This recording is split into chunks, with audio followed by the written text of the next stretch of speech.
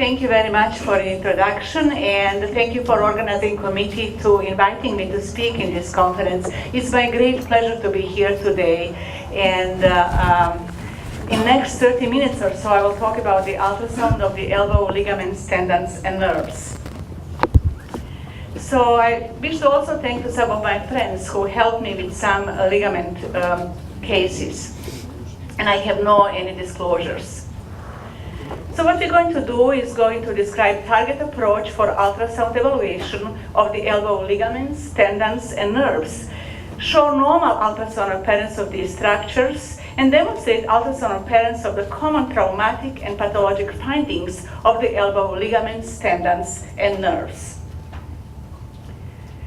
So when evaluating the elbow at the anterior aspect, we look at the joint, distal biceps, and brachialis. At the medial side, we look at the common flexor tendon, anterior bundle of the medial ulnar collateral ligament, and ulnar nerve. At the lateral aspect of the elbow, we evaluate the common extensor tendon, radial collateral ligament, lateral ulnar collateral ligament, and the radial nerve. At the posterior aspect of the elbow, we evaluate the triceps tendon and the region of the olecranon bursa. And we, of course, do focused examination of the region of interest, and we ask the patient, where do they hurt? So we'll start with the ligaments. As you know, the medial and lateral ligaments of the elbow are accessible to ultrasound examination, with advantage being dynamic assessment with valgus and varus stress, and disadvantages operator dependence. As you know, normal ligaments have appearance of echogenic bands. Repetitive microtrauma leads to ligament thickening, hypoechogenicity, and calcifications. Partial thickness tears have appearance of hypoechoic or anechoic clefts, while full thickness tears show hypoechogenicity or anechogenicity and discontinuity of the ligament fibers.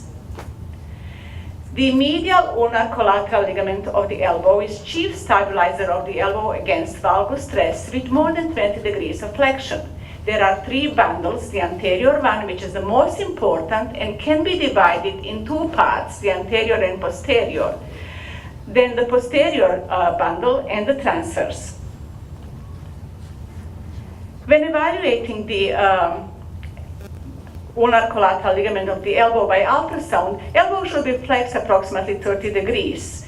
And what we are seeing over here is an echogenic band extending from the medial humeral epicondyle over the ulnar-humeral joint line and to the sublime tubercle and beyond it. We also do the valgus stress, and we look for the opening of the ulnar-humeral joint line. So now what you can see over here is a relatively normal-looking ligament in a young male baseball pitcher, but the ligament was insufficient on the valgus stress with opening of 4 millimeters. When evaluating the posterior band, this is one of the ways how you can do it. And definitely, there are various ways how you can approach the posteromedial elbow. The bottom line, the posterior band makes the floor of the cubital tunnel. Superficial to it is an ulnar nerve, and superficial to the ulnar nerve is Osborn ligament. So here, when we're evaluating the ulnar nerve with flexion extension, we also look at the floor of the cubital tunnel, which is the posterior band. What we learned with the research in our institution, that the distal attachment of the anterior band of the medial ulnar collateral ligament extends beyond the sublime tubercle, approximately 2 centimeters along the proximal ulna. Why you usually don't see that on regular MR imaging is because it's very thin and blends with the cortex. However, on this MR image in the center, you can see there is some high signal undercutting the distal attachment.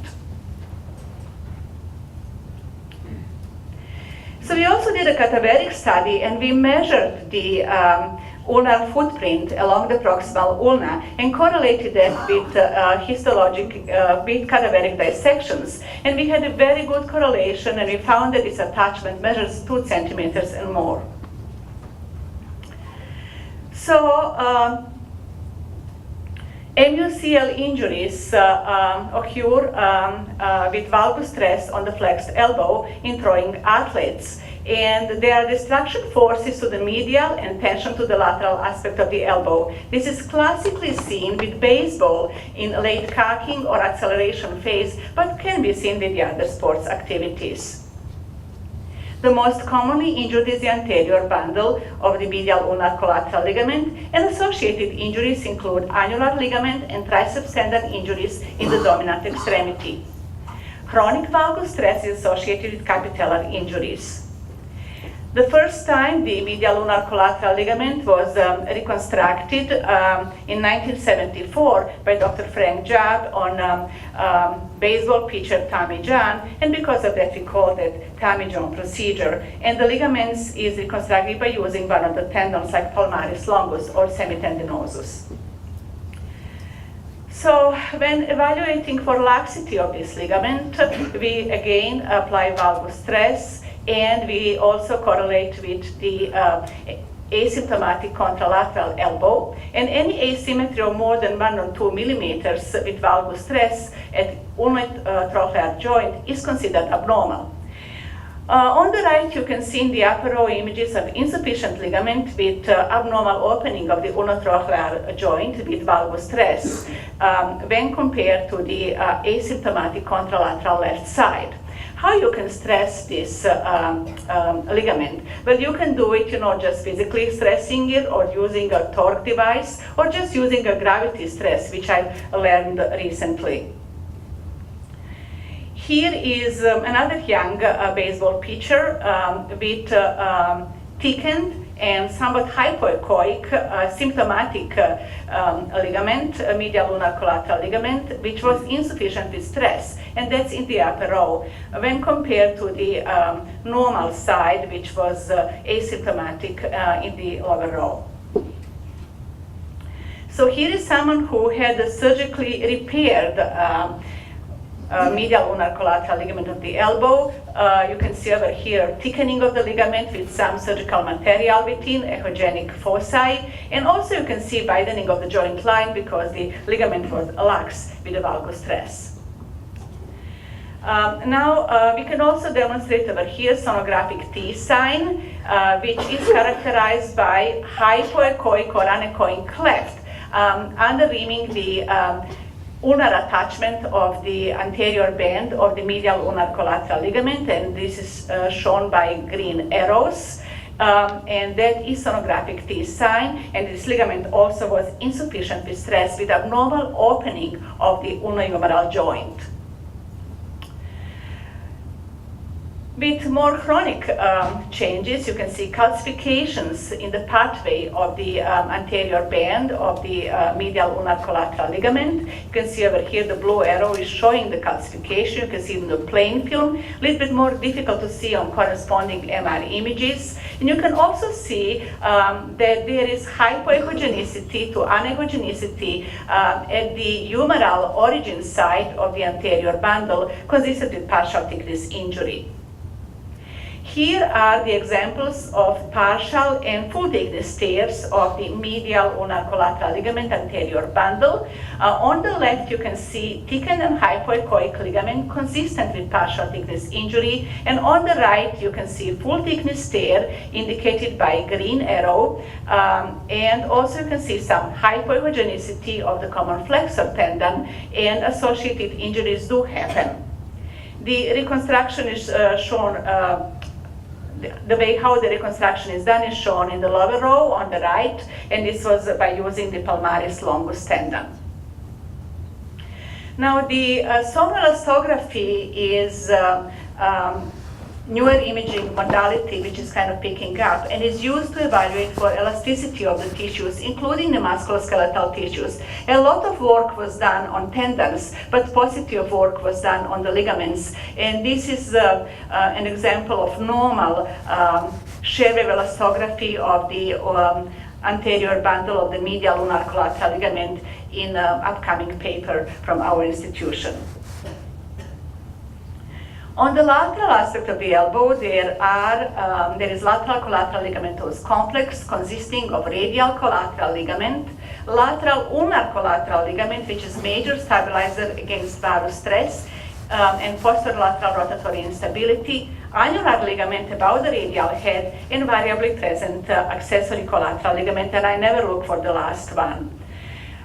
So the most important lateral ulnar collateral ligament extends to the supinator crest of the ulna, while the radial collateral ligament attaches to the annular ligament. Proximally, these two ligaments is difficult to separate from each other.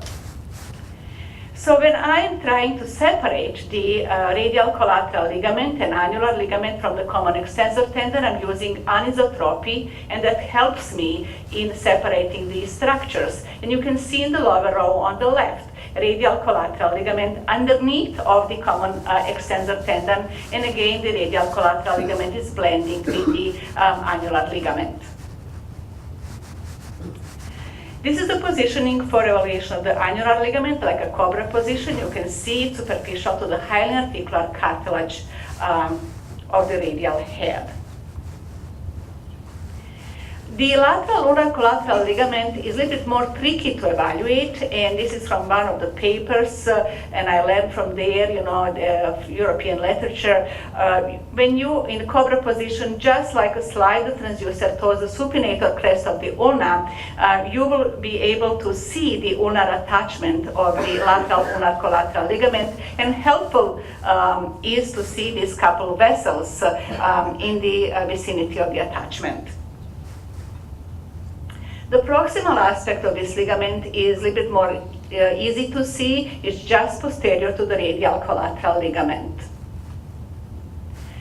Now, the lateral collateral ligament injury is more common on the humeral attachment site and is most commonly associated with elbow subluxation or dislocation, although this could be after surgery or less commonly related to varus stress.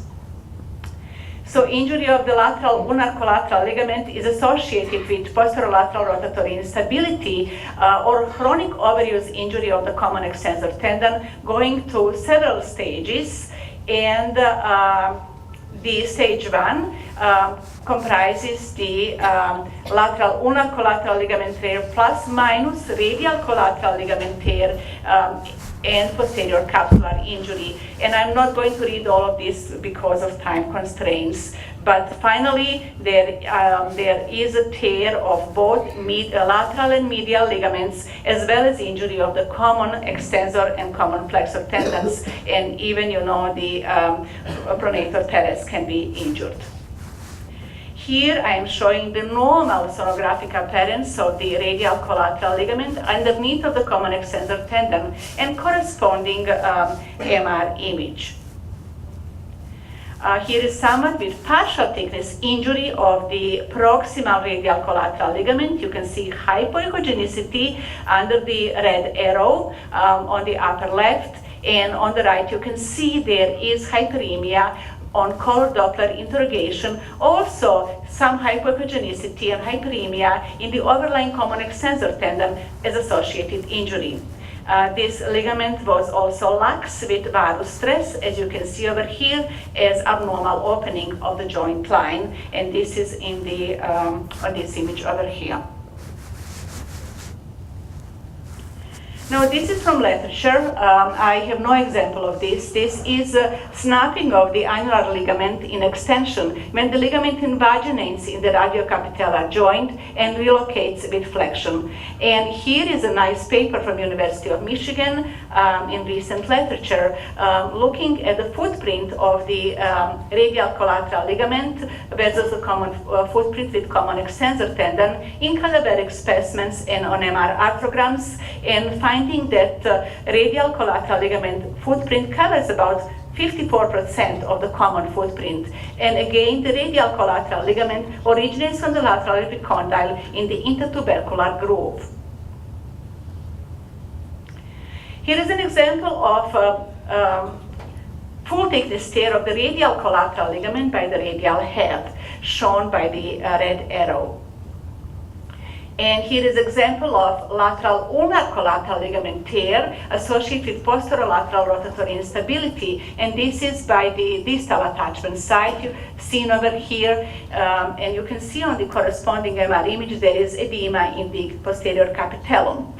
Recent cadaveric validation study suggests that sonographic posterolateral ulnohumeral laxity of more than 4 millimeters should raise suspicion of underlying instability. Now we're going to talk about the tendons of the elbow. As you know, normal tendons are echogenic with fibral echo texture on sonographic evaluation. They may appear hypoechoic due to anisotropy, and transducer should be positioned at 90 degrees to the examined structure. Spectrum of tendon pathologies about the elbow include tendinosis, which is intersubstance degeneration with thickening, heterogeneity, and hypoechogenicity of the tendon. Bicipitoradial bursitis, because there is no tendon sheet there, which may show increased Doppler signal with associated synovitis. Partial thickness tear, characterized by hypoechoic or anechoic cleft within the tendon substance, and full thickness tears, characterized by hypoechogenicity or anechogenicity at the tear site. And fluid also may be present, and complete tendon tears show discontinuity of the fibers. As you know, the biceps brachii is biarticular muscle with separate origin sides of the long and short heads. But the distal attachment side could be a common tendon or could be like separate bifid attachment of both short and long heads. Here is an example of distal biceps tendon in the short and long axis using the anterior approach. Distal biceps tendon can be tricky to evaluate on ultrasound, especially in very muscular and large patients. And we are using different approaches. This is the starting point. This is the anterior approach. You can see nice echogenic tendon going to the radial tuberosity. Again, Lacertus fibrosus is a fibrous band extending from the distal biceps tendon over the pronator flexor mass. And here is an example of bifid distal biceps tendon, and short head attaches more distal to the long head. Here I'm showing the bifid distal biceps tendon on ultrasound, and this is in the long axis over here. Using the anterior approach, and this is equivalent to the farthest position on MRI, which I will show on the later slides. You can see over here a bifid tendon, and you can see distal biceps tendon bifid also on the corresponding MR images. These are normal tendons. Now this is how we evaluate the distal biceps tendon, like you can see on MRI in farthest position, and basically the tendon is kind of stretched, and you can see over here under the supinator muscle, and this is nice when you use dynamic imaging. You can also evaluate the distal biceps attachment site in cobra position, and by doing the supination and pronation, you can see the biceps tendon disappearing from the ultrasound view and coming back. And you can see over here supinator muscle. So the distal biceps tendon injuries are less common than the proximal one, and they can occur as a result of chronic repetitive trauma with pre-existing tendinopathy. The usual mechanism is flexion against resistance with elbow at right angle and eccentric loading. And this is common in sports activities, including like weightlifting, bodybuilding, and football. So here is an example of a large, full-thickness distal biceps tear with torn lacertus fibrosus, and practically all of this is just a hemorrhage, you know, and pathway where the tendon should go. Attachment should be here, and this is where the tendon is retracted, and this is the long axis. Here is someone who, I'm showing you a full thickness tear with retracted tendon, but also small pieces of bone avulsed from the radial tuberosity. Now here is a patient with torn tendon, but grossly intact lacertus fibrosus, which was edematous, but with this was surgically proven to be intact, which prevents significant retraction of the fully torn distal biceps tendon. So here is the same patient. You can see over here the lacertus fibrosus and the torn biceps tendon, and of course, you know, the full thickness tears are most of the time treated surgically.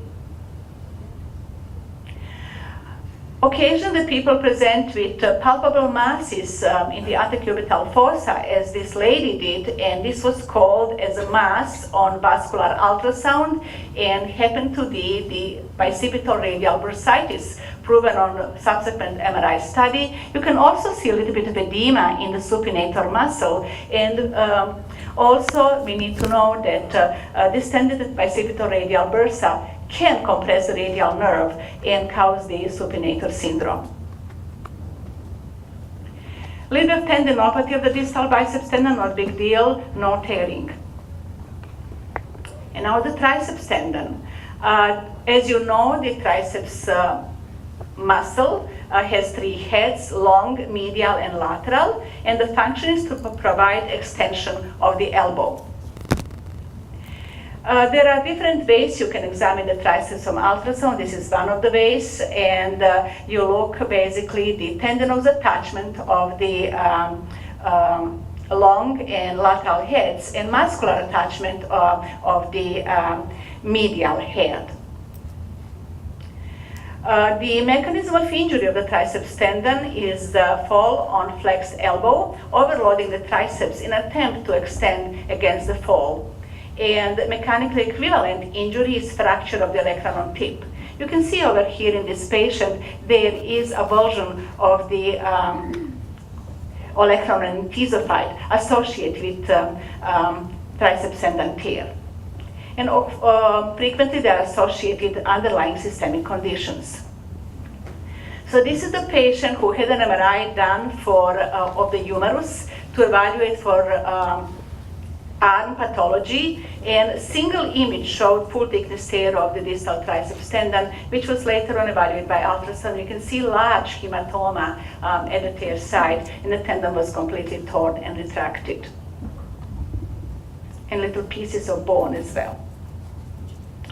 So the initial treatment for partial thickness injuries of the triceps tendon is conservative, and full thickness tears require operative management with reattachment of the tendon to the olecranon.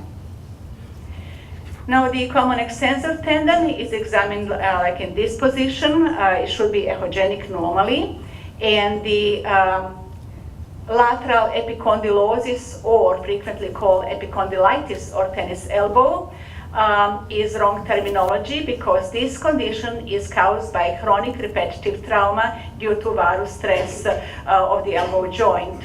And what you can see over there is tendinopathy and intersubstance tearing. Also what we can see on ultrasound are associated tesophytes, and hyperemia may be present on Doppler interrogation. The most commonly injured part is the extensor carpi radialis brevis origin site. Here is a patient with lateral epicondylosis with thickening and hypoechogenicity of the common extensor tendon and significant hyperemia seen on power Doppler interrogation. Common flexor tendon, again, related to overuse injury, seen in the short and long axis, and also commonly called as golfer's elbow. And again, there are signs of tendinopathy and partial thickness tearing, as you can see over here on these short axis images.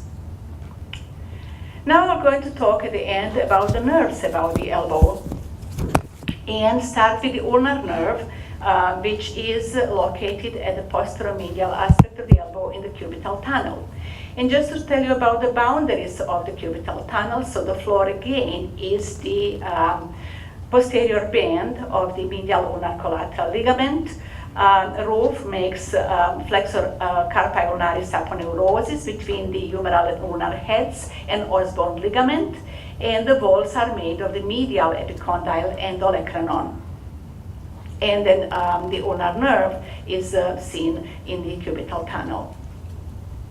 Now, the sites of entrapment in the cubital tunnel are the flexor carpi ulnaris aponeurosis, arcade of strators, between the Osborne's ligament and MUCL, and other less common causes include anconus epitrochlearis. As you know, the cubital tunnel syndrome is the second most common entrapment neuropathy in the upper extremity after carpal tunnel syndrome. So here I'm showing the example of cubital tunnel syndrome in a patient with associated snapping ulnar nerve, when the ulnar nerve with flexion is extending over the medial epicondyle anteriorly, and this also could be followed by a portion of the triceps muscle, and also the nerve is thickened and hypoechoic. This was treated with anterior transposition. Here is the patient with anconus epitrochlearis with beautiful MRI correlation. The nerve is thickened. The normal measurement should be less than 9 millimeters square, and the patient presented with tenderness in the region of the ulnar nerve and some paresthesias. Another patient with ulnar neuropathy presented with numbness in the left fourth and fifth digits, and on EMG, the innervation of the ulnar muscles. You can see thickening of the nerve, hypoechogenicity, and hyperemia. The median nerve is located at the anterior aspect of the elbow and can be trapped under the ligamentum of strators, which is rarely seen. And this ligament extends from the supracondylar process of the distal humerus to the medial epicondyle. The more common entrapments are happening more distally between two heads of the pronator teres, at the biceps aponeurosis, at the flexor digitorum superficialis aponeurotic arch. Unfortunately, I do not have an example of ultrasound example of median nerve entrapment at the elbow, and I even couldn't find it in the literature, but I have some on MRI, which I will show later.